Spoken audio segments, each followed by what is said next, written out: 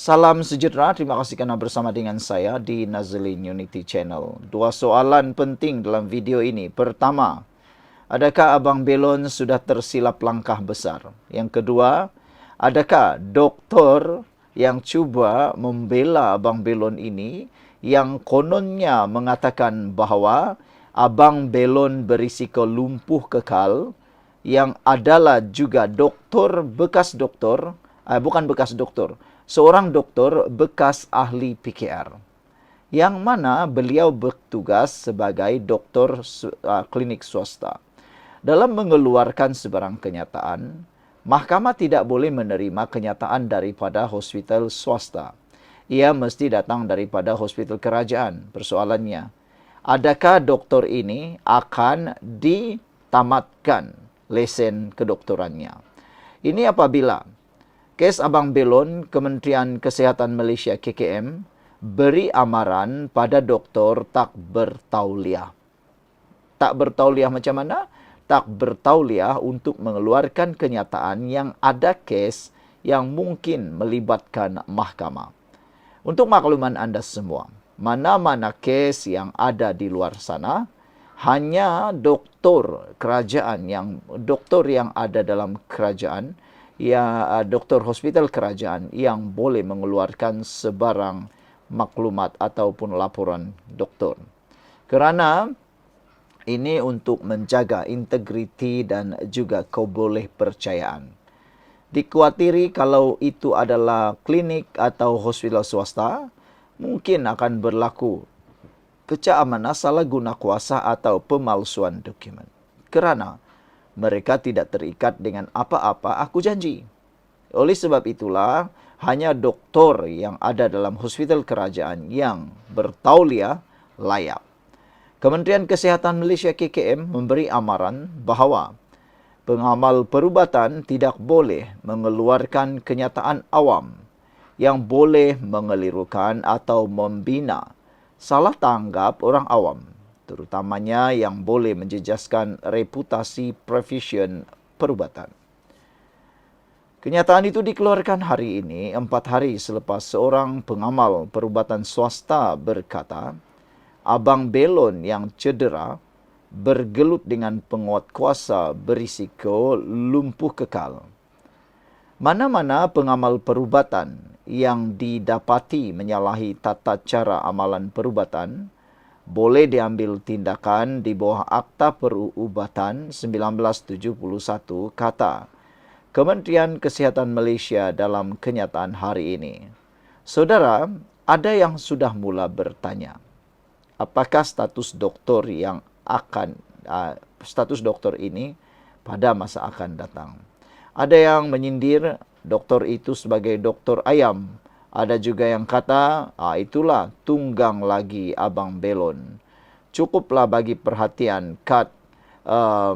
orang-orang yang cuma menunggang ini, kata Ahmad K. Tu yang depa nak. Makin lama, makin menyampah aku tengok Mat Belon ni, kata Ahmad K. Muhammad Almi bin Alias kata, apa doktor? Ada doktor tak ada tauliah? Aku ingat Ustaz pemandu je yang tak tauliah, kata Muhammad Almi. Baru ada akal, semuanya ditunggang, kata Jamil Dola. Kanda Ucu 2, Abang Belon terceduklah lepas ni. Dia tak kenal perangai puak-puak Cikgu Bad ni. Mereka ni suka sangat nak tunggang isu di mana-mana. Alang-alang dah dipegang, biarlah peganglah sampai ditunggang habis, kata seorang lagi. Inilah politik yang jahat, kata seorang lagi netizen. Ada yang kata, SMA kata, pakat-pakat doktor walaun. Doktor pun ada jenis walaun juga rupanya, kata Muhammad Hadi. Wan Marzuki kata, doktor tak bertauliah tu kalau tak silap bekas pemimpin keadilan Kelantan yang pernah dipecat PKR sebelum ini. Dan menurut pernyataan seorang ahli PKR yang pernah bekerjasama dengan doktor tak bertauliah itu, beliau kata doktor tersebut main semua perkara menjadi politik. Tiada perkara satu pun yang tak dijadikan politik, katanya. Dengar-dengar tu doktor tak renew tauliah, ya ke? Lawyer buruk Mat Belon dah tak boleh layan lagi, kata seorang lagi netizen. Itu dia. Apakah mereka akan berhenti menunggang isu ini? Itu persoalan netizen. Jadi saudara-saudara sekalian, ini satu amaran daripada Kementerian Kesihatan Malaysia yang pastinya akan memberi tamparan hebat kepada doktor yang cuba membela Abang Belon tersebut. Sekian untuk kali ini. Jangan lupa tinggalkan komen anda. Salam sejahtera. Terima kasih kerana bersama dengan saya di Nazilin Unity Channel. Pembangkang tak habis-habis cuba mencari isu nak memalukan kerajaan perpaduan pimpinan Anwar Ibrahim. Kemarin, 23 ahli Parlimen Perikatan Nasional cuba nak pula menunggang isu kampung baru. Ini apabila mereka cuba membangkitkan kononnya isu pengambilan tanah di kampung tersebut. Namun demikian, tanpa semana-mana, yang disangka kononnya mereka mahu jadi terpaling hero lah kan, terpaling nak memperjuangkan. Tapi tak sangka tujuan mereka datang ke sana tidak tercapai. Objektif untuk cuba menunggang dan memperlihatkan kononnya mereka lah yang paling memperjuangkan hak dan juga kepentingan orang-orang di sana. Sekalinya, lain pula yang jadi. Mereka dapat malu sendiri. Ramai netizen, khususnya penyokong kerajaan perpaduan pimpinan Anwar Ibrahim, memberikan tanda pagar dapat malu sendiri kepada Perikatan Nasional yang diketuai oleh Ketua Pembangkang iaitu Hamzah Zainuddin. Dalam lawatan itu, 23 ahli Parlimen Perikatan Nasional cuba datang untuk kononnya menunjukkan betapa mereka cuba memperjuangkan kampung itu. Namun, apa yang menarik, seorang wanita yang menjadi wakil atau jurucakap kepada kampung tersebut tanpa berlapik-lapik. Yang paling best dalam video itu, saya dah tontonnya, bagaimana pula dengan anda. Wanita itu tanpa berlapik-lapik memberikan 3 nama. Yang mana selama ini menyokong pemaju, kata beliau. Semalam 23 wakil rakyat Pembangkang hadir ke kampung Sungai Baru. Bukan bawa penyelesaian, tapi datang dengan wajah simpati dan skrip lama.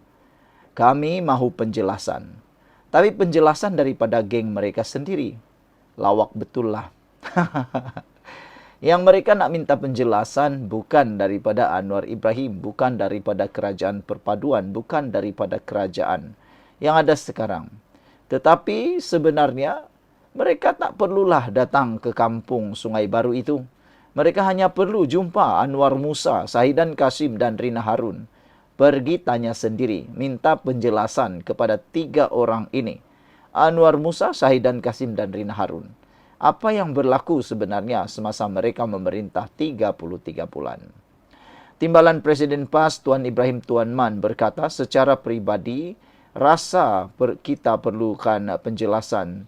Sebab ini legasi lama. Ya betul legasi lama, tapi soalnya legasi siapa? Itu bukan legasi Anwar Ibrahim, tapi legasi Perikatan Nasional 33 bulan berkuasa.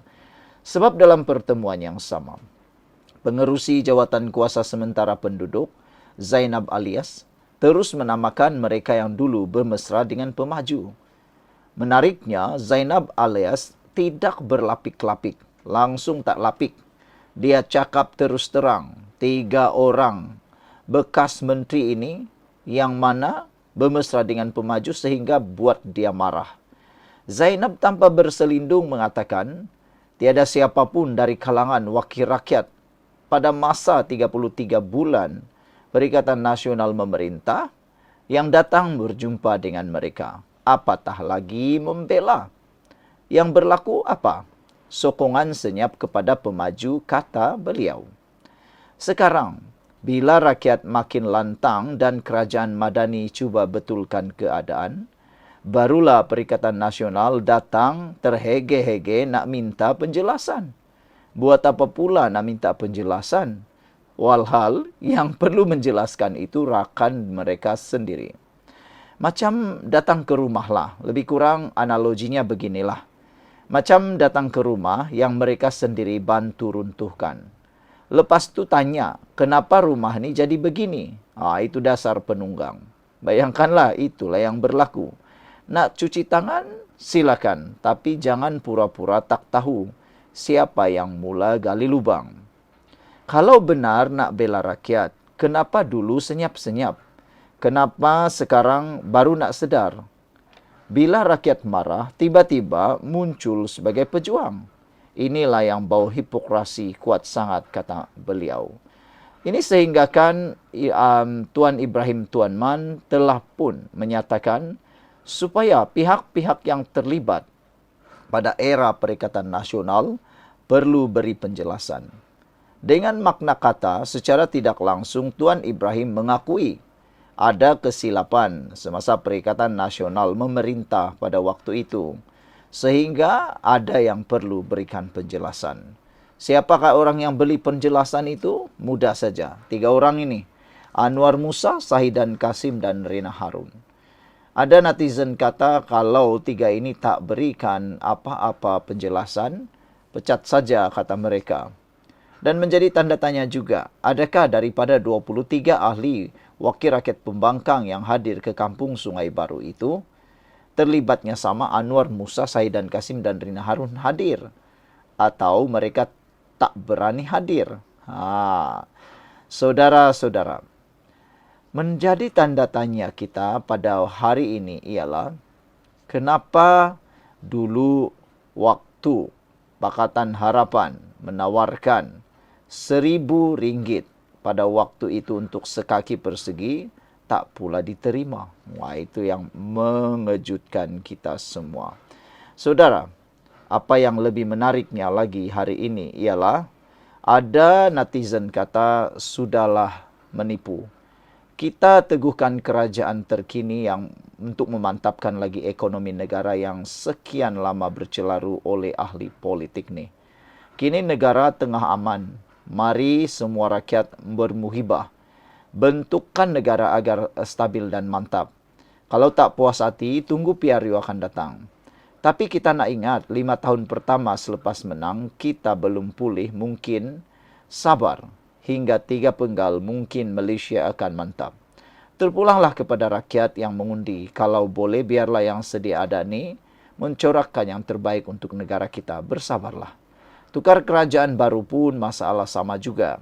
Jadi sabarlah nak kekal pada yang sedia ada, kata beliau. Tahun 2020 hingga 2022, gelakan tiada kerusi parlimen, tetapi mereka berjaya hilangkan PN dan PAS.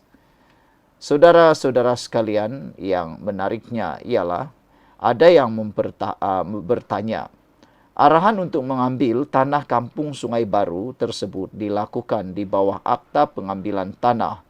Diwartakan pada 21 Jun 2021 dengan kuasa penuh darurat di bawah Perdana Menteri ke-8 Tan Sri Muhyiddin Yassin dan Hamzah Zainuddin serta Tuan Ibrahim Tuan Man, Perikatan Nasional PAS dalam kabinet masa itu. Saudara, sekian untuk kali ini. Jangan lupa tinggalkan komen anda untuk isu kali ini. Kita jumpa lagi. Bye-bye.